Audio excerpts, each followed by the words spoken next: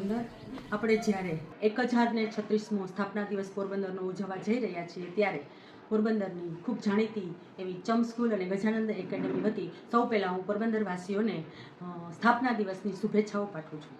પોરબંદર આપણને ખબર છે કે જેઠવા વંશજોનું રાજ્ય હતું એમાં, અને પોરબંદરના જેઠવા વંશજો સૌથી પહેલાં રાજધાની ઘુમલી હતી, ત્યારબાદ પાસ્તર, પછી એ રાજધાનીને છાયામાં ખસેડવામાં આવી અને છેલ્લે 1036 વર્ષ પહેલાં એને પોરબંદરમાં રક્ષાબંધનના દિવસે પોરબંદરની સ્થાપના કરવામાં આવી. પોરબંદરનો રાણો, પાણો અને ભાણો એ ખૂબ જ પ્રખ્યાત છે. એની સાથે સાથે વિશ્વવિખ્યાત એવા ગાંધીજીની ભૂમિ છે. તો આ ગાંધીજીની ભૂમિની અંદર અને સુદામાની મિત્રતા, જ્યાં એક જ વિશ્વનું મંદિર છે કે જે સુદામાની મિત્રતાની સાક્ષી પુરાવે છે, એવા મંદિરની સાથે પોરબંદર જોડાયેલું છે. પોરબંદરની અંદર એની અનેક એવી લોક વાર્તાઓ પણ સંકળાય, અનેક સતી, સંત અને સુરાઓ પણ આવેલા છે. એવા પોરબંદરને આજે સ્થાપના દિવસે આપણે બધા ભેગા થઈ અને વધાવીશું, અને આપણા જેઠવા વંશજોનો પણ આપણે આભાર માનીશું કે જે એક સુંદર મજાનું શહેર આપણને આપ્યું છે. અને પોરબંદરની અંદર એવું વાંચેલું છે મેં 2006ની અંદર નરોત્તમ પલાણ સાહેબે એક પુસ્તક લખેલું હતું, બોલતો પથ્થર, કે એની અંદર ઘુમલીની અંદર રાજ્ય, પાસ્તરની અંદર રાજ્ય, પછી પોરબંદરના નિયમો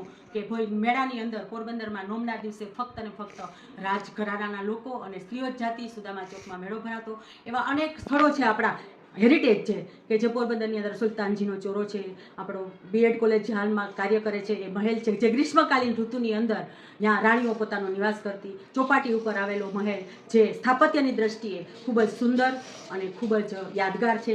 ઘુમલીનો જે નવલખો છે એ પણ આપણું એક સ્થાપત્ય કલાનો સુંદર નમૂનો છે. અને જેઠવા વંશજો અનેક એવા મંદિરો બનાવ્યા કે જે આપણે હાલમાં પણ યાદ કરીએ. અને પોરબંદરનું નામ આપણને ખબર છે કે પોરાઈ માતાજીનું જે જગ પ્રસિદ્ધ મંદિર આવેલું છે એના આધારે પડેલું છે. તો આજે સ્થાપના દિન ઉજવવા જ્યારે રક્ષાબંધનના દિવસે ત્યારે સૌ પોરબંદરવાસીઓને ચમ સ્કૂલ અને ગજાનંદ એકેડમી વતી જન્મદિવસની શુભેચ્છાઓ પાઠવીએ છીએ.